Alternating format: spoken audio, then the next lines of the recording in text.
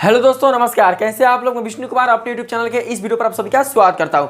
दोस्तों, आज के इस वीडियो क्लासेस में हम लोग अपरिमेय संख्या के बारे में जानने वाले हैं, जिसमें दोस्तों हम लोग आज के इस वीडियो क्लासेस में ये जानेंगे कि अपरिमेय संख्या क्या होती है, अपरिमेय संख्या की परिभाषा क्या होती है, अपरिमेय संख्या की हम पहचान कैसे करते हैं, अपरिमेय संख्या के कौन कौन से दोस्तों विशेषताएं होती हैं, और अपरिमेय संख्या संबंधी दोस्तों और भी बहुत सारे दोस्तों हम लोग जानकारियों का अध्ययन हम लोग आज के इस वीडियो क्लासेस में करने वाले हैं। तो अगर आप अपरिमेय संख्या के बारे में दोस्तों जानना चाहते हैं, इसके बारे में दोस्तों आप लोग बिल्कुल अच्छी तरीके से समझना चाहते हैं, तो प्लीज दोस्तों इस वीडियो को लास्ट एंड तक आप लोग जरूर बने रहिएगा। अगर आप दोस्तों इस वीडियो को बिल्कुल अच्छी तरीके से देख लेते हैं तो आपको अपरिमेय संख्या से संबंधित कुल जितने भी डाउट होंगे वो सारे के सारे दोस्तों क्लियर हो जाएंगे। तो आइए हम लोग क्या करते हैं, अपरिमेय संख्या को समझने का प्रयास करते हैं।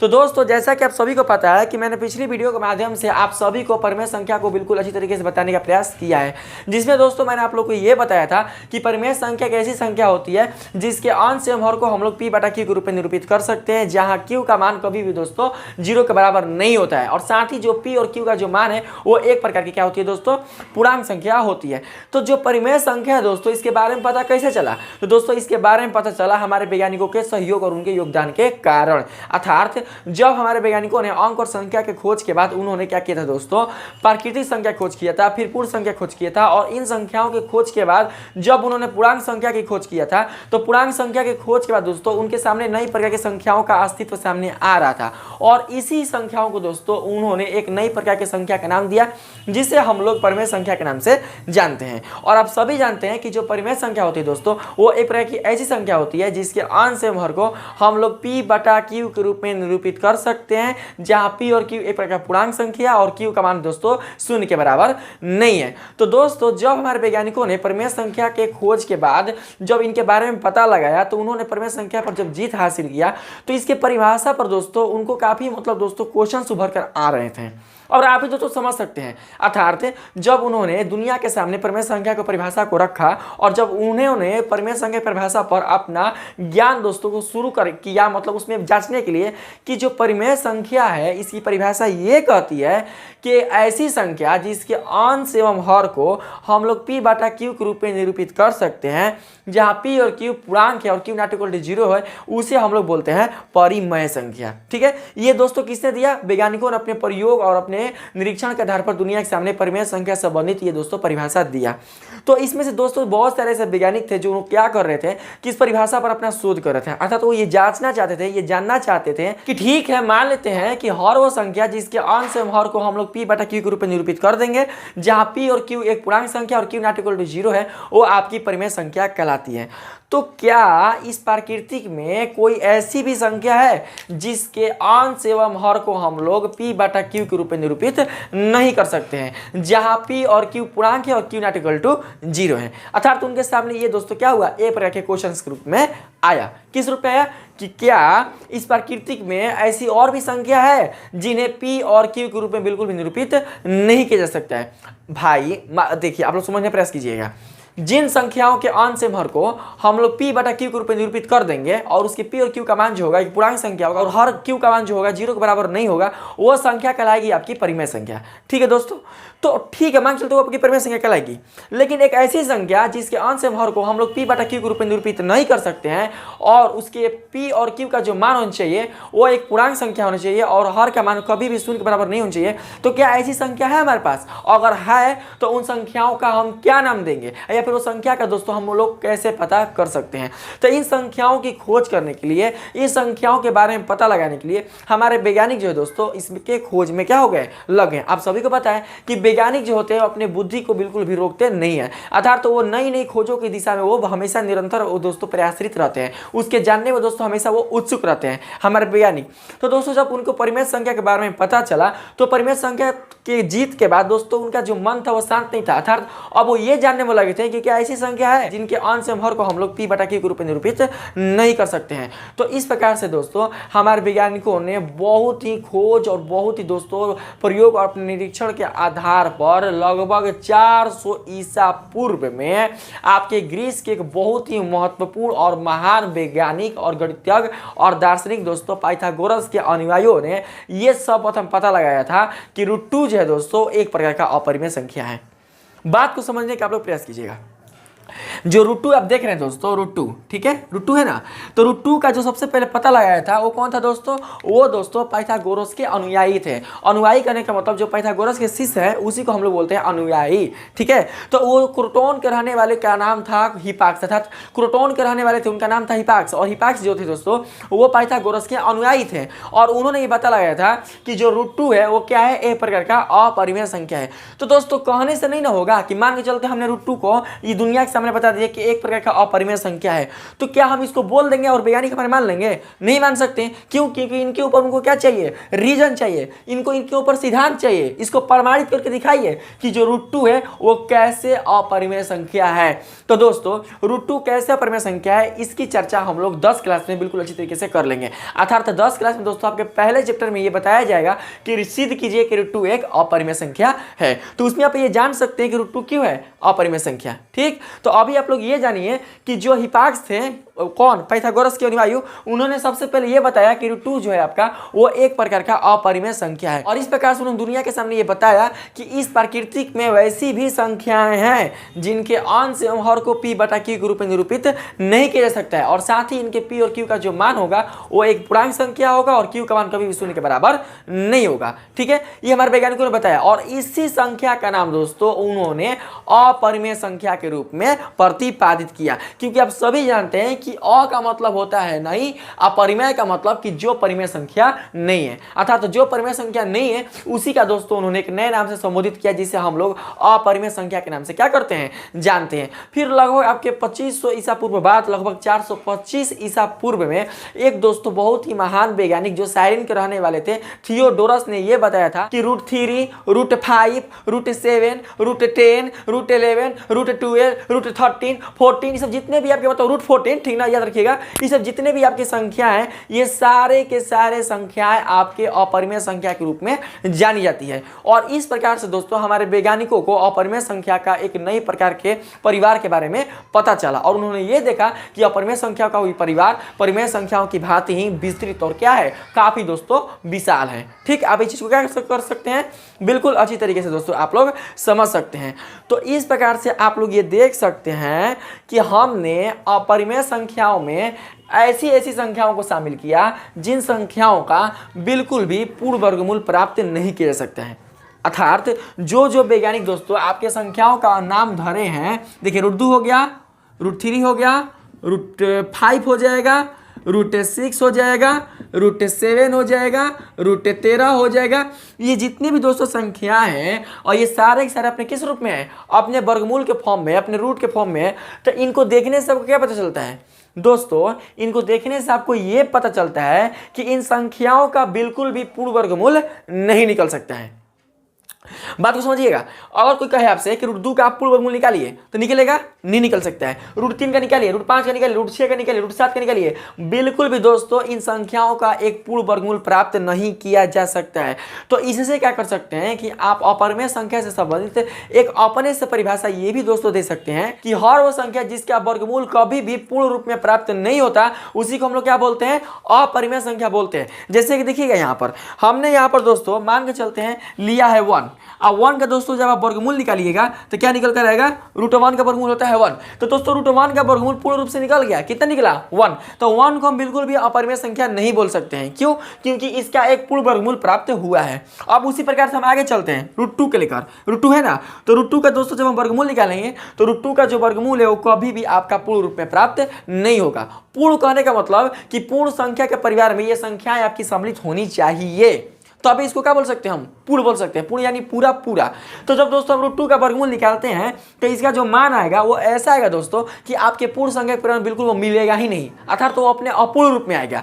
इसलिए हम लोग रूट 2 को बोल सकते हैं कि यह एक प्रकार क्या है? परिमेय संख्या नहीं है। अर्थात क्या है दोस्तों? यह एक प्रकार का अपरिमेय संख्या है। आप समझ सकते हैं इस चीज को। उसी प्रकार से अगर हम दोस्तों चलते हैं रूट 3 में, तो रूट 3 यानी कि जब 3 का वर्गमूल निकालिएगा आप तो 3 का वर्गमूल को क्या मिलेगा? 3 का वर्गमूल में ये मिलेगा कि 3 का कभी भी दोस्तों एक पूर्ण मान कभी प्राप्त नहीं हो सकता है। जब इसका पूर्ण मान प्राप्त होगा ही नहीं तो हम रूट 3 को दोस्तों क्या बोलेंगे?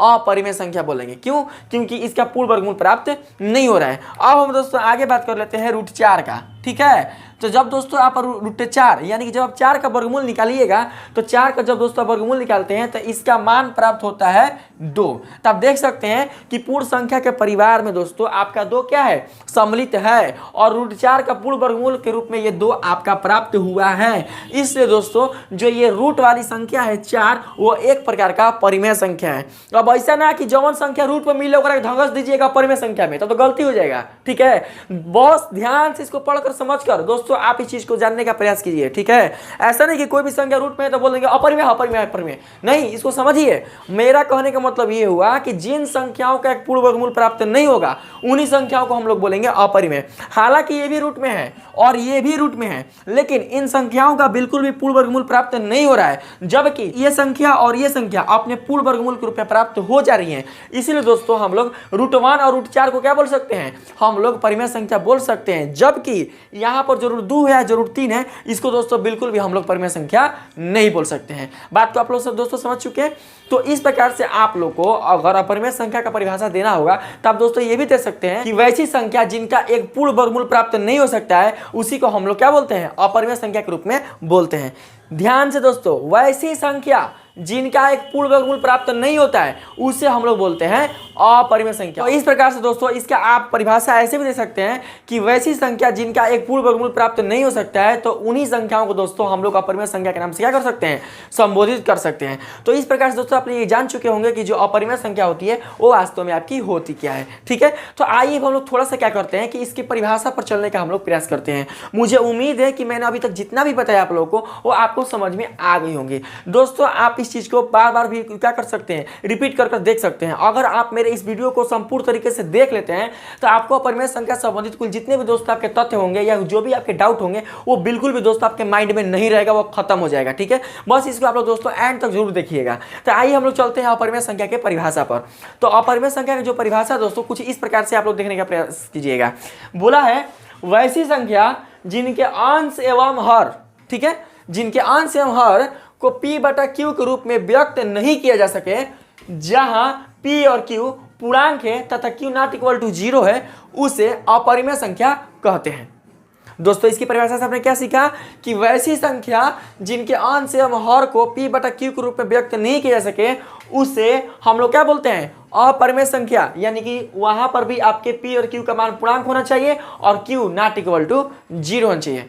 तो दोस्तों सबसे पहले आप लोग यहां पर ये ध्यान दीजिएगा कि अब तक हम लोगों ने परिमेय संख्याओं में जिन अंश एवं हर को सम्मिलित किया था उनके अंश और हर का मान अपने किस रूप में थे। बात को समझिएगा, जब आप परिमेय संख्या में उनके अंश एवं हर का मान आप जब शामिल किए थे तो उनके अंश और हर का मान अपने किस रूप में थे। तो दोस्तों किसी भी परिमेय संख्या के अगर आप अंश और हर का मान देखिएगा तो अपने पूर्णांक के रूप में होते हैं। किस रूप में होते हैं, पूर्णांक के रूप में होते हैं। तो इस प्रकार से आप देख सकते हैं कि कोई भी संख्या अपने पूर्णांक रूप में रहती है और उन्हें क्या करते हैं हम लोग कि अंश और हर के रूप में निरूपित कर देते हैं, तो उसे हम लोग बोलते हैं परिमेय संख्या। लेकिन जब कोई संख्या अपने पूर्णांक के रूप में ना रहकर वो कुछ और रूप में रहती है और उसी को दोस्तों हम लोग अंश या हर के रूप में निरूपित करेंगे तो उसे दोस्तों हम बिल्कुल भी क्या बोल सकते हैं, परिमेय संख्या नहीं बोल सकते हैं। अगर कोई टीचर आपसे पूछे कि परिमेय संख्या किसे कहते हैं तो आप लोग बताइएगा जिसके अंश एवं हर को हम लोग P/Q के रूप में निरूपित करते हैं उसे हम लोग बोलते हैं परिमेय संख्या। साथ ही इनके P और Q का मान पूर्णांक होना चाहिए और Q ≠ 0 होना चाहिए। तो दोस्तों आपका जो सर है वो अगर बोल देंगे कि देखिए यहाँ पर हमने √5 लिया, ठीक है, √5 लिया, तो √5 क्या है आपका, तो आप दोस्तों सिंपल रूप से बता सकते हैं कि √5 आपका क्या है, एक प्रकार का अपरिमेय संख्या है। क्यों, क्योंकि इस 5 का जब हम वर्गमूल निकालेंगे तो बिल्कुल भी इसका वर्गमूल पूर्ण रूप में प्राप्त नहीं होगा। तो आप इस परिभाषा के माध्यम से बता सकते हैं कि जो √5 है आपका वो क्या है, एक प्रकार का दोस्तों अपरिमेय संख्या है। ठीक, इस बात को आप समझ रहे हैं। अब ये बोलेगा कि आपके परिमेय संख्या की परिभाषा में ये बताया जा रहा है कि इनके अंश एवं हर को हम लोग क्या कर सकते हैं, P/Q के रूप में निरूपित कर सकते हैं। तो लो मैंने इसको कर दिया P/Q के रूप में निरूपित, यानी कि यहाँ पर आपका जो √5 है वो हो गया आपका P और जो नीचे में 1 छिपा हुआ है वो हो जाएगा आपका Q। तो अब यहाँ पर आप क्या जवाब दीजिएगा, लीजिए Q बराबर क्या है, 0 नहीं है। तो क्या इसको हम परिमेय नहीं बोलेंगे, क्या इसको हम लोग परिमेय नहीं बोलेंगे, तब वहाँ पर क्या जवाब दीजिएगा, बोलेंगे कि हाँ बोलेंगे। आप वहाँ पर क्या जवाब दीजिएगा, बोलेंगे कि हाँ बोलेंगे। नहीं दोस्तों, आप वहां पर अपने कॉमन सेंस को खोने मत दीजिएगा। यहाँ पर दोस्तों देखने का प्रयास कीजिएगा कि परिमेय संख्या की जो परिभाषा है वो केवल आपसे ये नहीं कर रही है कि इसके अंश एवं हर को p बटा q के रूप में निरूपित कर दे, बल्कि साथ ही साथ ये भी कर रही है कि इसके अंश एवं हर का मान एक पूर्णांक होनी चाहिए और साथ ही q का मान 0 के बराबर नहीं होनी चाहिए। तो दोस्तों जब यहाँ पर √5 में √5 का मान अंश और यहाँ पर 1 का मान हर में जब हम देखते हैं तो 1 तो आपका किस रूप में है? पूर्णांक रूप में है। जो 1 का मान है वो पूर्णांक रूप में है और साथ ही इसका जो मान है दोस्तों 0 के बराबर नहीं है। लेकिन दोस्तों जब हम इसी संख्या के हम लोग अंश में चलते हैं, ये जो आप p देख रहे हैं ना वो अंश है, जब हम लोग अंश में चलते हैं तो इसमें दोस्तों आपका जो √5 है वो बिल्कुल भी अपने पूर्णांक रूप में नहीं है।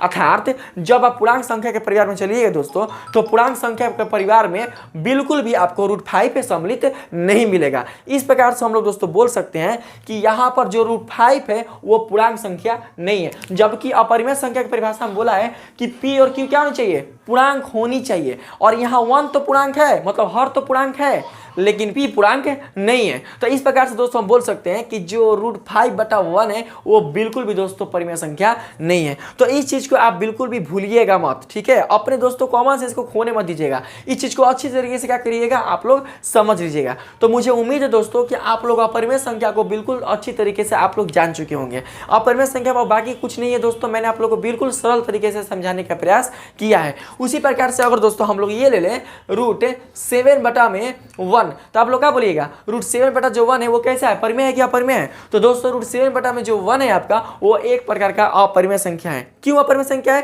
क्योंकि 1 तो पूर्णांक है, लेकिन जो √7 है वो बिल्कुल भी दोस्तों पूर्णांक नहीं है। √7 का ही मान जो होना चाहिए वो पूर्णांक होना चाहिए, क्योंकि बोला है अपरिमेय संख्या की परिभाषा में कि p और q क्या होना चाहिए? पूर्णांक। तो q तो पूर्णांक है, लेकिन p पूर्णांक कहाँ है? नहीं है ना। तो जब p पूर्णांक भाई है भी नहीं किया है तो हम इसको कैसे बोल देंगे कि यह परिमेय संख्या है? तो इसको दोस्तों बिल्कुल भी परिमेय संख्या नहीं बोल सकते हैं, ठीक है? अब आगे देखिए, अब आगे चलते हैं। यहाँ पर हमने कोई संख्या ले लिया, यहाँ पर √25 अब बटा में दोस्तों 1। तो कोई बोले आपसे कि √25/1 ये क्या आपका परिमेय संख्या है? तो दोस्तों आप बताना कि यह एक प्रकार का परिमेय संख्या है। क्यों? क्योंकि जब आप √25 का वर्गमूल कीजिएगा तो इसका वर्गमूल पूर्ण रूप में प्राप्त होगा 5 और नीचे हो जाएगा 1। ये दोनों अपने किस रूप में आ गए? अपने पूर्णांक रूप में आ गए। और आप कह सकते हैं कि 5/1 यानी कि जो 5 का मान है वो एक प्रकार का परिमेय संख्या है। तो इस प्रकार से आपके अपरिमेय संख्या की जो परिभाषा थी वो बिल्कुल अच्छी तरीके से दोस्तों खत्म हो चुकी है। अगर बात करें इसके उदाहरण की तो दोस्तों उदाहरण मैंने यहाँ पर लिख चुका है कि √2, √3, √15 यहाँ पर पाई ई और ये जो मान है आपके ये बिल्कुल भी अपने अपरिमेय रूप में जान जाते हैं। इसको दोस्तों मैं आप लोग को समझाऊंगा जब दोस्तों मैं आप लोग को वास्तविक संख्या के दशमलव प्रसार के बारे में लेकर चलूंगा ना, तो उसी में आप लोग बताऊंगा कि ये जो संख्या है इसका मतलब क्या होता है। अभी बस आप ये जानिए कि अपरिमेय संख्या कैसी संख्या होती है जिनका बिल्कुल भी पूर्ण वर्गमूल प्राप्त नहीं कर सकता। ये भी परिभाषा अगर आप याद रखते हैं तो आपको अपरिमेय संख्या की परिभाषा में कोई आपको काट नहीं सकता है गलती के लिए, ठीक है? तो आइए दोस्तों हम लोग क्या करते हैं कि अपरिमेय संख्या संबंधित जो भी इसकी विशेषताएं हैं उसे हम लोग जानने का प्रयास करते हैं। तब तक क्या कीजिए कि आप अपरिमेय संख्या की परिभाषा को अपने नोटबुक पर उतार लीजिए, ठीक? तो दोस्तों अब हम लोग क्या करने वाले हैं, अपरिमेय संख्या से संबंधित कुछ महत्वपूर्ण तथ्य को जानने वाले हैं। तो दोस्तों आप लोग जान चुके हैं कि अपरिमेय संख्या वास्तव में होती क्या है, अपरिमेय संख्या की पहचान कैसे करते हैं, अपरिमेय संख्या की परिभाषा क्या होती है। अब हम लोग दोस्तों अपरिमेय संख्या से संबंधित जो जितने भी इसके महत्वपूर्ण तथ्य है उसे हम लोग बारी बारी समझने का प्रयास करेंगे। तो इन तथ्यों को दोस्तों मैंने यहाँ पर बोर्ड पर लिख दिया है, तो आप लोग इसे ध्यान से समझने का प्रयास कीजिएगा। तो आइए हम सबसे पहले तथ्य के बारे में जानने का प्रयास करते हैं। तो दोस्तों पहले तथ्य आपका बताया जा रहा है कि अपरिमेय संख्याओं का कभी भी एक पूर्ण वर्गमूल प्राप्त नहीं किया जा सकता है। मैंने आप लोगों को बताया था ना कि हर वो संख्या जिसका एक पूर्ण वर्गमूल प्राप्त नहीं हो सकता है, मतलब ऐसी संख्या जिसका एक पूर्ण वर्गमूल प्राप्त नहीं हो सकता है, उन संख्याओं को हम लोग क्या बोलते हैं? अपरिमेय संख्या के रूप में जानते हैं। और मैंने बताया भी दोस्तों कि अगर आपको अपरिमेय संख्या का परिभाषा काफी देने में आपको मतलब कठिन लगे तो आप अगर ये भी परिभाषा दे दीजिएगा तो आपको अपरिमेय संख्या की परिभाषा का कोई काट नहीं सकता है, ठीक? तो देख सकते हैं यहाँ पर कि जो √2 है, √3 है, √7 है, पाई है, ये सब जितने भी दोस्तों आपके संख्या है ये सारे के सारे आपके अपरिमेय संख्या के रूप में जानी जाती है। तो यहां पर आप लोग समझ रहे होंगे √2, √3, √7 ये अपरिमेय संख्या है। क्यों? क्योंकि इन संख्याओं का कभी भी एक पूर्ण वर्गमूल नहीं निकल सकता है।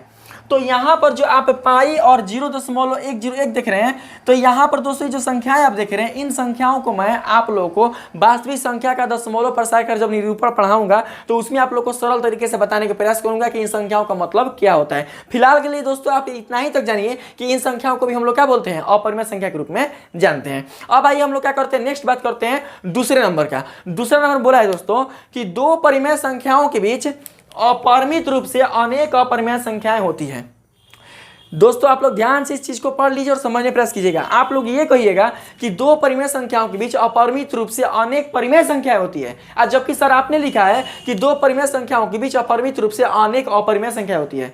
तो दोस्तों जिस प्रकार से आपके दो परिमेय संख्याओं के बीच अपरिमित रूप से अनेक परिमेय संख्या होती है, ठीक उसी प्रकार से दोस्तों आपके दो परिमेय संख्याओं के बीच अपरिमित रूप से अनेक अपरिमेय संख्याएं भी होती हैं। अब कैसे होती हैं, क्यों होती हैं, इसके बारे में दोस्तों जब मैं आप लोग का 9th क्लास का जब मैं दोस्तों फर्स्ट चैप्टर पढ़ाना स्टार्ट करूंगा तो उसमें आप लोग मैं बताने का प्रयास करूंगा कि हम कैसे अपरिमेय संख्याएं दो परिमेय संख्याओं के बीच ज्ञात कर सकते हैं। फिलहाल के लिए आप इतना ही याद रखिएगा दोस्तों कि दो परिमेय संख्याओं के बीच अपरिमित रूप से मतलब अनंत रूप से अनेक अपरिमेय संख्या ज्ञात किया जा सकता है या फिर होता है। ठीक है, अब हम बात करते हैं तीसरे नंबर में। तो तीसरे नंबर में बोला गया है दोस्तों यहाँ पर अपरिमेय संख्याओं को भी परिमेय संख्या के भांति संख्या रेखा के एक अद्वितीय बिंदु पर निरूपित किया जा सकता है। मैंने बताया था आप लोग को, जब संख्या रेखा के बारे में दोस्तों मैंने आप लोग को बताया था तो उसमें बताया था कि संख्या रेखा को वास्तविक रेखा के नाम से भी जाना जाता है। और आप सभी जानते हैं दोस्तों कि वास्तविक रेखा हम संख्या रेखा को क्यों बोलते हैं, क्योंकि संख्या रेखा पर आपके वास्तविक संख्याओं का निरूपण किया जाता है। तो आप सभी जानते हैं कि वास्तविक संख्या जो होती है वो परिमेय और अपरिमेय संख्याओं का एक संग्रह होती है। तो जब वास्तविक संख्या में परिमेय और अपरिमेय इन दोनों संख्याओं का संग्रह होता है तो दोस्तों आपके संख्या रेखा पर परिमेय संख्या के साथ साथ अपरिमेय संख्याओं का निरूपण नहीं होगा, क्योंकि आपका जो संख्या रेखा है वो एक प्रकार का वास्तविक रेखा है, अर्थात इस पर वास्तविक संख्याओं का हम लोग क्या करते हैं, निरूपण करते हैं।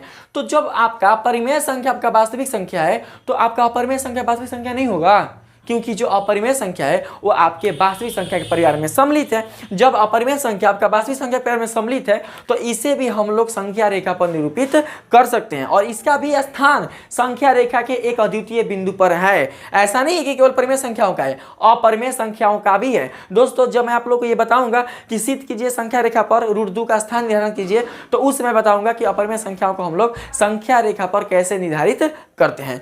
अब बात करते हैं दोस्तों अगले चौथे नंबर कथन का। ठीक है, तो चौथे नंबर बोला गया है यहाँ पर जिन संख्याओं का एक पूर्ण वर्गमूल प्राप्त होता है उन्हें अपरिमेय संख्या के रूप में नहीं जाना जाता है।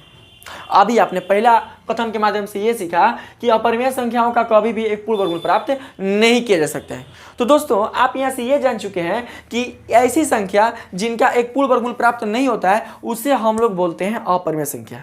लेकिन एक ऐसी संख्या जिसका एक पूर्ण वर्गमूल प्राप्त हो जाएगा तो उसे हम लोग क्या बोलेंगे, तो दोस्तों उसे हम लोग बोलेंगे परिमेय संख्या, ना कि अपरिमेय संख्या। देखिए रूट से मतलब नहीं है, रूट इसमें भी है, रूट इसमें भी है, और रूट देखिए इसमें भी है। तो हम बार बार बोल रहे हैं आपको कि रूट से मतलब नहीं है, हमको ये देखना है कि किन संख्याओं का पूर्ण वर्गमूल निकल रहा है। तो इन संख्याओं का कभी भी पूर्ण वर्गमूल नहीं निकल सकता है। जबकि अगर हम बात करें यहाँ पर √1, √4, √16, √625, तो इसमें दोस्तों √1 का पूर्ण वर्गमूल निकला 1, √4 का पूर्ण वर्गमूल निकला 2, √16 का पूर्ण वर्गमूल निकला 4, √625 का पूर्ण वर्गमूल निकला 25। यानी कि अगर आप 1, 2 और 25 यानी 25 को अगर आप पूर्ण संख्या के परिवार में देखेंगे तो ये संख्याएं दोस्तों आपके पूर्ण संख्या के परिवार में सम्मिलित मिलेंगी। इसलिए दोस्तों हम लोग √1 और √4 और √16 और √625 को हम लोग क्या बोलते हैं, हम लोग परिमेय संख्या बोलते हैं। इसको बिल्कुल भी अपरिमेय संख्या नहीं बोलते। आप लोग रिमेंबर रखिएगा, भूलने की कोशिश नहीं कीजिएगा। ठीक है, अब हम बात करते हैं अगला 5 नंबर में। तो 5 नंबर बोला गया है